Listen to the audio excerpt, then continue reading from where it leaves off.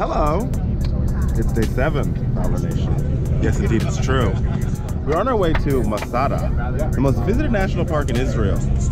So we're on the bus now, as you can see. But once we get up there, I'll come back to you and we'll talk about it. And then we get to go to the Red Sea as well. And here's Shira. The Dead Sea. Did I say the Red Sea? I think you said that. Oops, I meant the Dead Sea, not the Red Sea. I'm gonna do my intro. We went out last night. I don't know if that was the best idea. It was our last night in Jerusalem. So I'm a bit scratchy this morning, but it doesn't matter. We're gonna have a great day 7, last full day. Shira is also taping her intro behind me. That's what happens when content creators have to create content and you have a small space to do it. You sort of just make it work. So we'll see you on the top of the mountain, Fowler Nation. On to the top of the mountain we go. Hello. How are you guys? So we're now waiting to take this cable car up to Masada. The line is sort of packed, as you can see. That's the cable car that's going to take me up. And you too, you're going up with me. We're going up together. So we made it to the top of Masada on the cable car. That's the bottom of Masada. That's the, right over there, that would be the Dead Sea. And we're at the top. We made it. And my nose didn't bleed. So, Jerusalem has like this, like there's the height, like the height disparity here is wild. And so like, background, totally maybe too much information, but my nose has been bleeding this whole trip because we go up the altitude, down the altitude, and my nose is like, what is happening? And this is why, I mean, this is...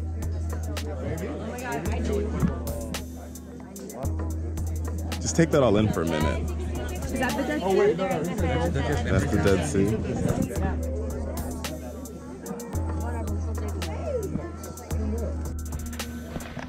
So you won't believe me because it looks like desert and it's really, I can tell you, I'm gonna be honest with you, it is very, very, very, very hot. It feels like you're stuck in like the middle of a really big burp.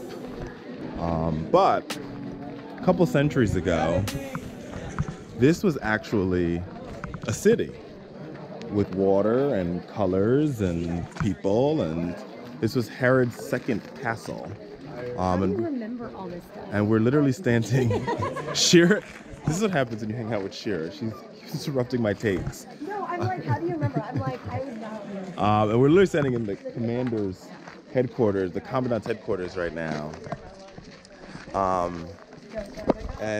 Yeah, and this was a city abundant with water and people. And I mean, listen, you don't believe me, right? But look, I'm gonna take you inside to this little house real quick. Just for a second, because they're moving and so on. But this is literally what it looked like. Look at the walls and the color. So outside was the city, and like inside is where people lived. And so the black lines demarcate the original stone from the actual original city.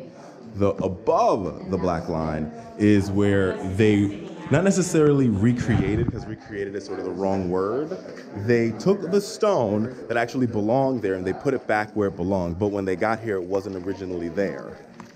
I know that sounds complicated, but just Google it. So now we're in, like I told you, we're on top of Masada. We're getting ready to enter the soldiers' bathhouse. And when we go inside, you're gonna see 3 rooms. The first room is the changing room where the soldiers would derobe. This is centuries ago, people. This is when, like, you know, the climate was different, everything was different. And then you're gonna see, you can go left or you can go right. One room is the frigid room or the cold room, and the other room is the sauna. Remember what I said in the last video about the black line? Once again, you see that same black line there, demarcating the difference between the original stone and the new stone, which is the same stone, they just placed it back where it should have went after it was rubble. So let's go inside.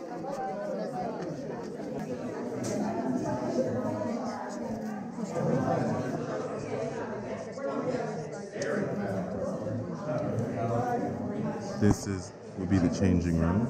And once again, you see those colors that we talked about from the first, the commander's headquarters.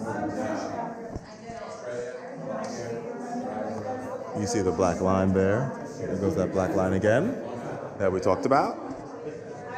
We're gonna keep walking through.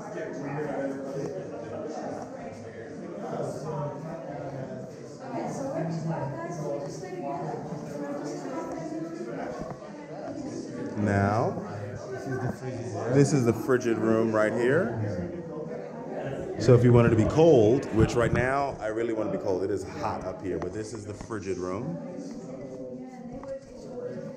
And now we go to the sauna.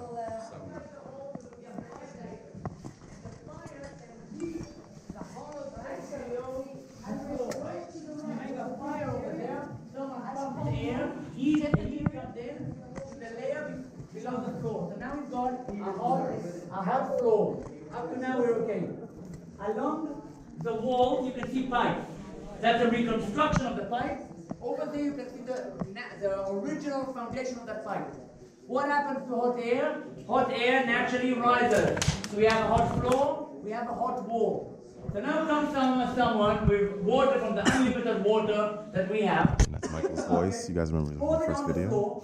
The steam goes up into the air and reaches the roof. So back in the day, they knew how to do arched ceilings, easier than flat, but the arch is accurate.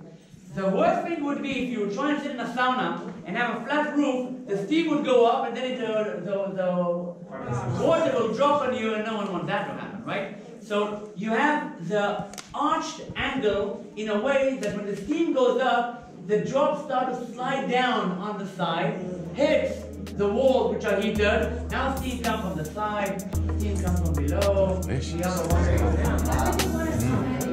Yeah, we do. You know what? It's an excellent question. It's getting hot in here. I feel like I'm in a sauna.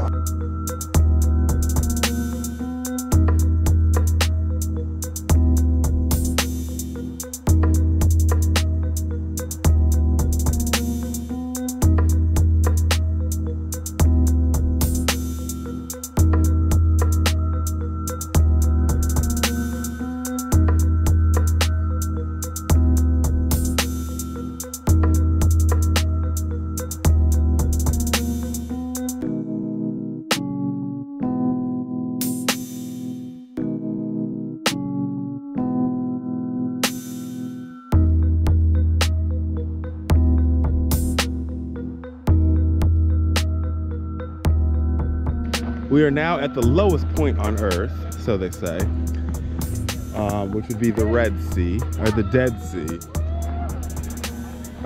I know you're waiting to look at it, but you know I like to keep you in suspense just a little bit, because if I don't keep you in suspense, who will? But here it is. And we've been lucky, we got a little private beach here. We're sort of walled off.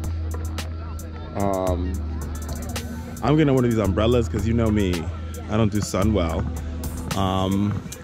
So let me get under one of these umbrellas where I can get some shade. Yeah, so we're gonna go in, we're gonna take a little dip, and then I'll holler back at you. All right? Actually,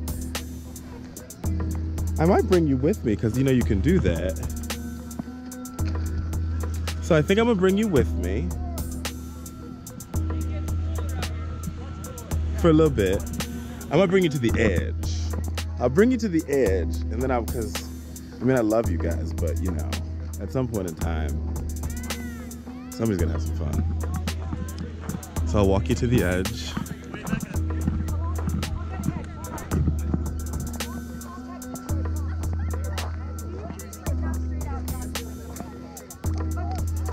So here you are. There it is, the Dead Sea. All right, we'll talk later. So we just left the Dead Sea. I got my fill because I got to go to the McDonald's, which is right there. But just imagine, like, we're in a McDonald's in the middle of a desert. It's a straight, and it's like a sandstorm. I feel like I have sand in my mouth now. Yeah, can you do that again? Do what again? The massage. No. That was wonderful. We're doing a video in the middle of the desert at McDonald's. I'm sort of tired, but like I feel like revived. Like I left the Dead Sea feeling tired, and now I'm a little bit revived. But we got McDonald's. Here's the bag. How much did you order? A lot. And the reason why, there's a reason why we got McDonald's is because McDonald's tastes different in every country in the world. There's a different menu, there's different ingredients, and so that's what you've got to try at the McDonald's so you could really understand how culture can affect an American staple brand. So I'm gonna taste this McDonald's and I'm gonna tell you about it. I disagree with you.